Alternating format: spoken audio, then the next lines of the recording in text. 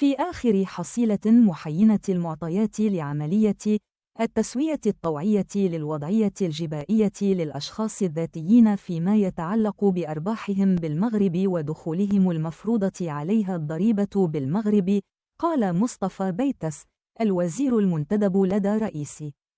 الحكومة المكلف بالعلاقات مع البرلمان الناطق الرسمي باسم الحكومة إنها مكنت من تصريح الملزمين بأكثر من 127 مليار درهم مع ضخ العائدات الضريبية من هذه العملية ما يفوق 6 مليارات درهم في الخزينة العامة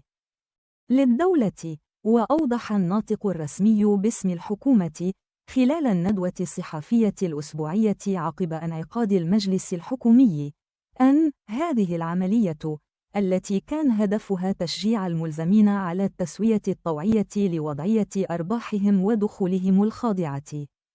للضريبة وغير المصرح بها قبل فاتح يناير 2024 أثمرت نتائج متميزة تجاوزت بشكل كبير التوقعات الأولية، إذ تم التصريح بأكثر من 127 مليار درهم، ويعكس هذا المبلغ وفق بيتس نجاح العملية في تحقيق الأهداف المتوخاة منها، سواء ترسيخ الثقة بين الإدارة الضريبية والملزمين وتحسين الامتثال الضريبي أو توفير موارد مالية للقطاع المالي لتعزيز قدراته التمويلية للاقتصاد الوطني، كاشفاً أن عائداتها الضريبية عززت